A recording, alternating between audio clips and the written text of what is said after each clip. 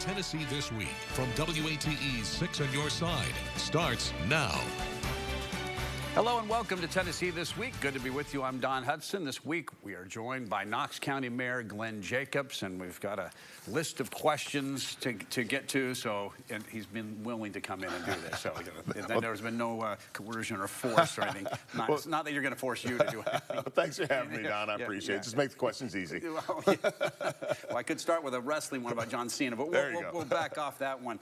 It's been about a year since Advance Knox passed. For those who don't know, want to make sure that they understand it's a comprehensive land and transportation plan for the county for several years ahead. What has happened in basically the last 10 months since it's been all like, okay, it was all set? Right. So the next step is a unified development ordinance. You know, one of the issues that we're having is we had just all these different codes and ordinances, and the Unified Development Ordinance brings everything under one umbrella, so it really streamlines development. And that's where you actually derive some of, say, really what the Advance Knox did, said, you know, this can go here, this can go here, and whatever. And this actually really clarifies that and gets down at a much more micro level as opposed to a macro level. It's got a great acronym. It's the UDO, not the UFO. Like you know what I mean? It's the UDO, so it's easy to remember. Congressman Burchett, he's got patent on UFO at this point. That's a whole different thing. We've had him in, but we didn't even get into that part. It's supposedly not adopted yet. You're still working on the writing, and I guess to explain to people, because we're still a year away from this thing. Yeah, this is actually much more complex than Advance Knox, again, because Advance Knox was a very large overlook. It's like a 30,000 foot view. The UDO gets down much more into the weeds, so it's just much more of a process. Right. And so people know calendar-wise, they're trying to get it adopted by March of next year, not March this year, so it's going slow. I want to talk a little bit, and I'll use the term Choda landing. That was what this development was once called. It was an affordable housing development in West Knox. The people withdrew it, then they moved forward, and instead they're doing what they wanted to do along Ebenezer Road. I'm curious how, you know, is that going to be how it is? Because no one just says, oh, sure, come and build in my neighborhood. How do you find that fine line to say, hey, please don't, you know, accept it, or at least don't fight it, because how else are we going to do this? Right. And you know, one of the issues we have is just the housing costs have gotten literally outrageous at this point. You know, the average home in Knox County is, and we're talking just 3-bedroom, 2-bath, and it's north of probably at this point $450,000, and obviously for the average person that is a very heavy lift. So what we're trying to do with Advance Knox would be to allow more housing in areas where we can support it, especially along the 4-lane highways where there's already the infrastructure in place. You know, and the other thing right now is just everything. It's been 20 years since we redid the zoning and land use regulations and policies. And what's happened now is it's all changed because it's become very ad hoc, and they do become political battles then. And what we're trying to do is saying, okay, here are the rules, here are the guidelines, you know, this is much more set in stone, so we can get away from, you know, this constant, you know, people going to planning commission, and those meetings have gotten incredibly contentious. Now everybody knows what the rules are, this is what it is, and abide by those, and we should see less things like rezonings and those sort of things going forward. It doesn't mean that's going to stop. It'll never stop, obviously. Nobody really ever wants any of this stuff in their neighborhood. But one of the big issues is just, again, it's become very ad hoc, and there's cutouts and there's exemptions and all these different things, and we're just trying to make things much more fluid and a much more, I guess, level playing field for everybody as well. And so for the next year, I guess, until this is really implemented, we won't be hearing a lot of arguing or things like that, maybe. But then once that gets in place and people start moving forward. Well, you'll still be, again, since it's not there, you know, you'll still have some of this, and hopefully after we get through this, you know, you're able to point to it'll become much more objective when, especially planning commissions, making decisions as opposed to subjective, which is what it is now. I have noticed more and more roundabouts being built in as well. Is that part of the master plan? That's because I know some drivers go, whoa, what's going on here? But once you start using them, you go, oh yeah, this works way better. That's not as That is not necessarily part of the master plan with our transportation. It gives us a different or another alternative, especially with these T intersections, okay, with the stoplight and then traffic doesn't stop on the cross street. We see a lot of very bad accidents at those. And what the roundabout does is allows, basically those go away. At the same time, it allows for a much more smooth flow of traffic. You know, in other areas of the country and the world, you see a lot of them. They're kind of new here, but that's what everybody's going to because they work. Right. And I know it's not the county that does this, but are you talking at all to TDOT and saying, hey, can you get us that other lane as we get out by Lovell and we people head west, because every day that's, you know. Right. Yeah. You know, last year TDOT announced that they were doing a comprehensive study and hopefully plan on I-4075. I actually reached out to Senator Massey yesterday. She's out of town, but reached out to her to see where that is, especially the timeline on going to weigh-in motion at the weigh station at Campbell Station Road. Right. One of the issues is the trucks have to decelerate, get off, get weighed, get back on, and then if they're not stopping there, they're stopping at the bottom of the hill. And that's taking a lane of traffic literally away. You know, so that's kind of some low-hanging fruit that can be done, I would hope, pretty soon, as well as improvements to Campbell Station Road interchange and the Watt Road interchange. But yeah, I said, I reached out to her yesterday to see what the timeline is on those things. Because often what happens is when government does a study and you know, then a couple years later, oh, we did a study. We need action on this. Yeah, like that. And for people who don't get out that much to the west end, it's an everyday thing. Even on a Sunday, it doesn't matter because you lose that lane and because you have the truck stop. And eventually, we're hoping to have a choice lane out in that area, which should offload some of the traffic and make it easier for folks. All right. What do you hope to accomplish in the next 350 days or so of 2025? Well, yeah, this year we're facing some budgetary challenges. It's that's nothing new, especially with inflation, and still dealing with that. I'm really excited about some of the things happening at the START Center, which is our Construction Trades Academy. We'd like to expand some of the offerings there. Also working on Beaver Creek, the water trail out there. We'll have a new regional forensics center within the next couple years. They've just outgrown their building. That doesn't really sound too great, but nevertheless, it's really an important function of what we do in Knox County. Well, if you're a victim of a crime, it'll becomes very important. Yes. Yeah, obviously. So there's a lot of good things happening. And I should mention too, I'm really excited about the direction Knox County schools are taking with 865 academies and just really integrating more business input into our schools, which will help prepare our students for their futures. Right. And they are doing a lot of great things. And I know that there is one thing that I've been hearing about, though, is they're having some issues maybe complying with the federal side of some of these ADA and IDEA laws. Has there been any talk with the superintendent or the schools to say, hey, you're getting sued and we're having to pay for it? Right. Well, there's also issues with Title IX. And so many of these things are federal policies that are not really well thought out, and the ongoing consequences of those as those programs expand, as there are different interpretations, it all falls onto us and the schools. The county's the one bearing the cost, but the problem is with the school district. Right. So. And Superintendent Reiswick, I have utmost confidence that he's going to address things as well as he can, for sure. Okay. Moving on to your future, first we'll go back to 2024 election. You appeared in Marsha Blackburn's ad. When you saw it and it aired, were you okay with it? Did you like it? Yeah. Okay. Now moving forward, you've got this new social media, Jacobs for Tennessee. You've also created a political action committee. So what is Glenn Jacobs' political future in Tennessee or outside? At this point, I'm not really sure. The landscape is shifting, so I'm not really sure. I just more so than ever at this point, I want to continue doing the best job that I can as mayor, and then whatever opportunities present themselves.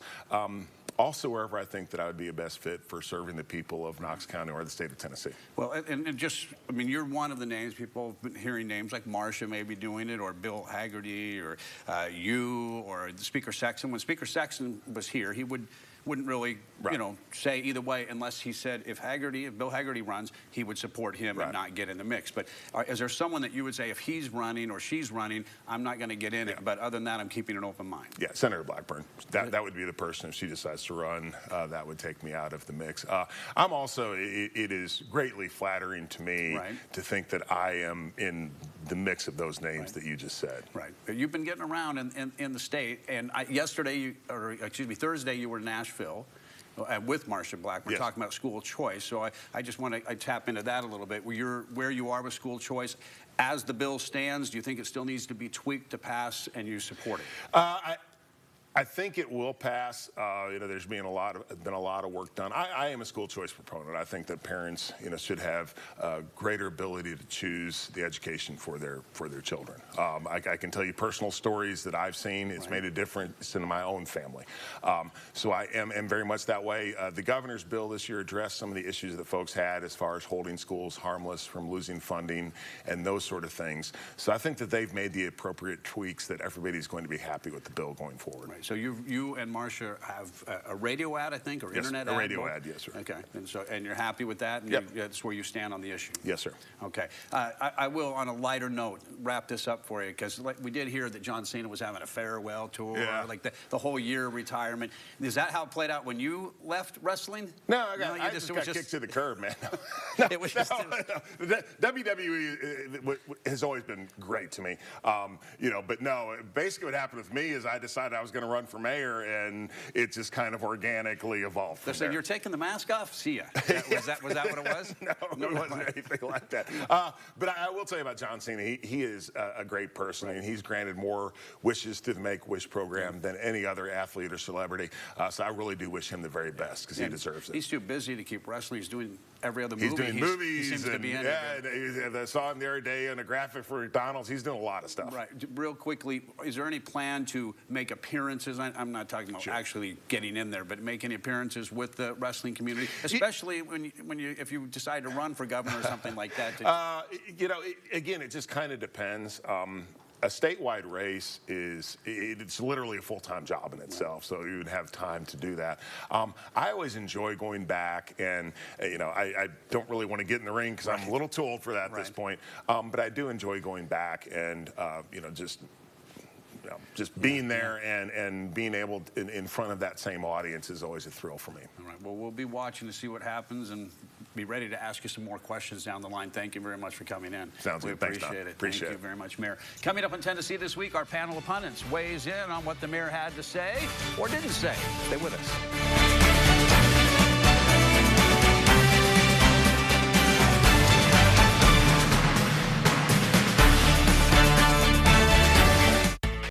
Welcome back to Tennessee This Week. A moment ago, we sat down and talked to the Knox County Mayor, Glenn Jacobs, and now we want to bring in our panel of pundits to weigh in on what he had to say. Joining us today, Courtney Piper, Craig Griffith, and Michael Covington. Thank you, all three, for being here.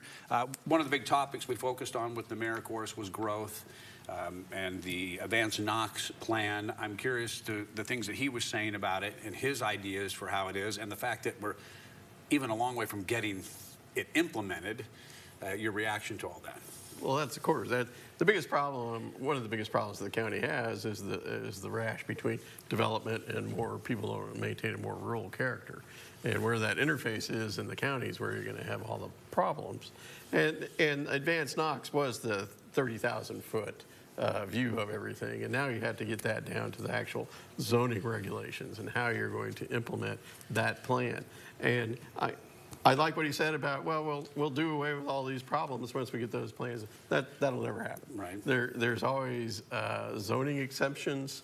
People want to bend the rules a little bit. For example, instead of having 10 units per acre, the developer will come in and say we need 15 units to make it work. And so you're always going to have this, and it's going to be up to the county commission to determine, where these plans are going to get exemptions and where they're not. And that's where the rubber meets the road in county government. So even if they get the UDO figured out here, this is not, and clearly nothing big is really going to happen. Well, he's still mayor. By the time this really gets going, he's gone. It's like, you're planting a tree so others can enjoy it later on, right? Exactly. But where will the fighting ever stop over these developments like we saw at Chota Landing?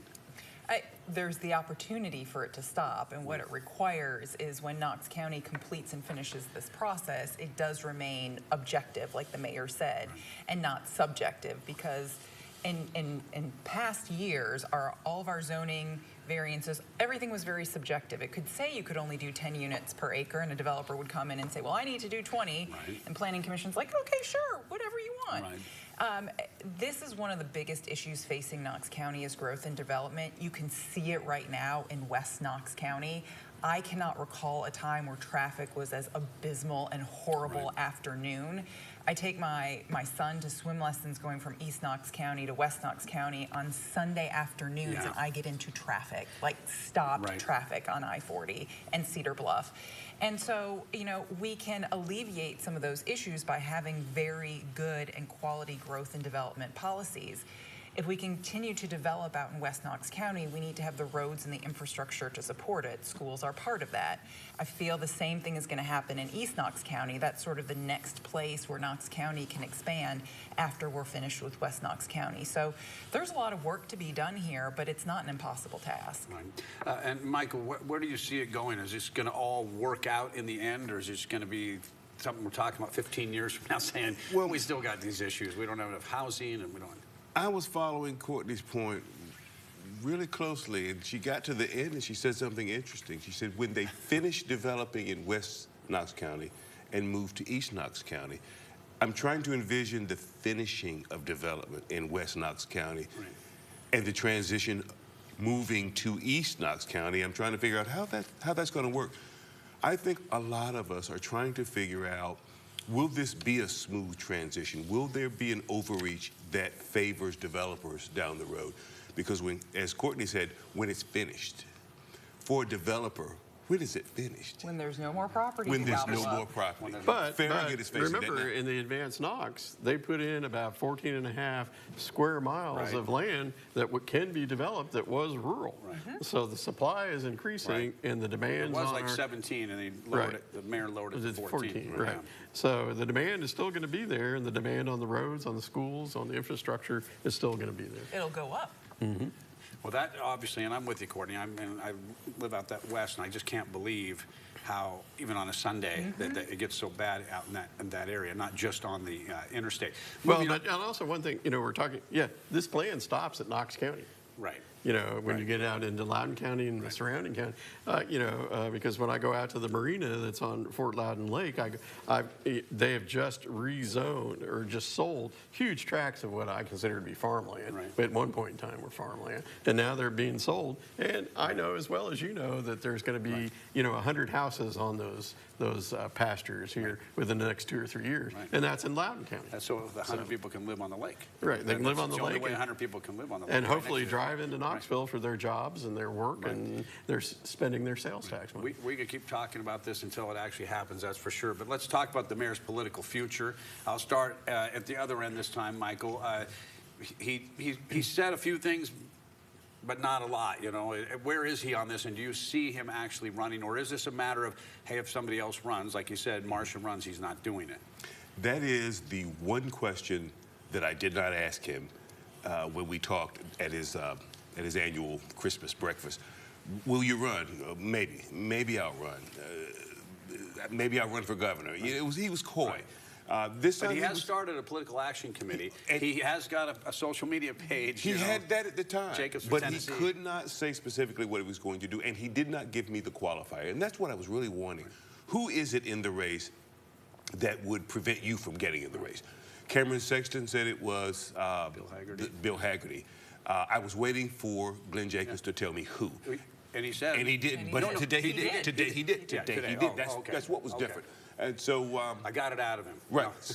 You did a fine job. Way to go, Don. So what we'll be looking at is what's Marsha Blackburn going to do? Is there a chance? Because now what I'm hearing, and this is not from necessarily a pretty qualified source, Marsha Blackburn to governor and Bill Haslam to Senate.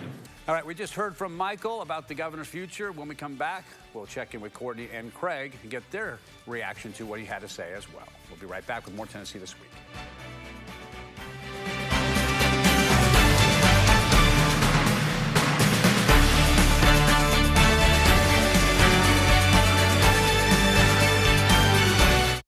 Welcome back to Tennessee This Week. We have been talking about Knox County Mayor Glenn Jacobs and his political future, or what it is or what it might not be. Michael had a chance to weigh in. We'll get more from Michael as well, but we want to talk to Courtney and Craig as well. From what you heard him say and from what you know of the layout, I mean, there's several stories online about who could run, why they should run, who's the front runner. Where is he positioned in all this to become the next governor if he chooses to do it? Well, you know, I was listening very intently to his answers because any casual bystander could see that he's definitely setting up a race to run for governor. You mentioned he has a political action committee. He's got a social media handle, Jacobs for Tennessee. He's going around the state talking and doing things. Right. And so I was really curious about his answer and what he said when you asked him if somebody were to run for governor, who would the person be where you'd say I'm out? And he said Marsha Blackburn. And so then if you kind of go look at the things that he's been doing, it says to me, okay, he's either setting up a race to run for governor or to support somebody else to run for governor. That political action committee can give money to another campaign. Jacobs for Tennessee could certainly be used for a variety of different reasons in addition to supporting whomever he is running for governor. So I think that the governor's race is about to get really, really interesting. I had never thought that Marsha Blackburn would be interested in being governor of the state of Tennessee. And for Mayor Jacobs to say that she was the one person, if she were to run, I would be out, tells me she is actually seriously considering the prospect of doing that. And I could be wrong, I don't know, but they seem to be kind of this, got this little political companionship going on because now, as we mentioned, they're now have a new ad together. They had the one before the election. Now they're talking about school choice as well. And so they certainly seem to be working together, whatever's going on. Now, Craig, your thoughts on the mayor running Mayor for governor? James is taking all the steps he needs to run for governor. Right. You know, he's doing everything he needs to set up an early campaign. He's probably out there interviewing people that might be part of his gubernatorial campaign. And he's saying all the right things, you know, because it is a lifetime away. The governor's race is a long time away from now. And you don't want to commit too early because then you have to do reporting things. You have to start raising money to keep your name out there. So he's doing the right things in terms of waiting to see where the field is. And if it is either one of the senators, Haggerty or Blackburn, you know, that would be a difficult foe because both of them are run statewide already. They're already known. And that would divide the potential endorsement of Donald Trump between three people. You know, which one would he select? You know, he's spoken favorably of all three of them. So, but only one person can have his endorsement. So I'm not so sure that Marsha Blackburn is ready to leave the federal level. I think she has some things on her plate, especially dealing with tech companies that she would like to accomplish before she's out of the Senate. And you know, I've heard that Haggerty is perhaps interested, so he would be another formidable opponent because, yes, he's run statewide too. And there's advantage to that, getting your name out in the smaller communities where they don't necessarily pay that strict attention to what's going on and to the news day in and day out like some other people do. So he's taken all the steps. I'd be surprised if he doesn't. Now, let's play devil's advocate to that point, okay? Mayor Jacobs is a formidable candidate on his own. He is a formidable candidate against any one of our United States senators because he hasn't been in the federal government, because he has a very strong ground game in Tennessee. So why, if he thought he was best positioned to serve Tennesseans in the state of Tennessee, why not come out, leader, front of the pack, and say, I am running for governor. I don't care what the two of you do. Well, I think that's why, right? I think you're answering your own question. You think that well, first of all, I don't know that his statewide ground game is all that proven. I mean, he hasn't run for statewide office yet. We don't know. But if you think you're the best, why wouldn't you just come out and say I'm running for governor? Because you have to put some realism into it. You know, realism. You have to. Well, it's difficult to run for governor. You have to look at, and the most important thing you have to look at is where are the donors? Where are the big donors? Right. Are the big donors going to back me? Are they going to back Marsha? The big donors are going to back whoever is most confident in their ability. We only have 30 seconds left. Do you really think No, Marsha? I think it has to do with donors who. They're all very transactional, a very popular term we're hearing these days. Right. Donors are transactional, which is going to make me do the best for whatever it is I need done. Right. They want to be with the winner because that's who's going to help them, I guess, once you get in there. Anyway, we're down to 9 seconds, so we're going to have to wrap it up. I appreciate all three of you, your comments. Thank you. We also appreciate the mayor coming in. Thank you for watching, and we'll see you next week on Tennessee This Week. The views of guests on Tennessee This Week are their own and do not represent the views of WATE 6 on your side or Next Star Broadcasting.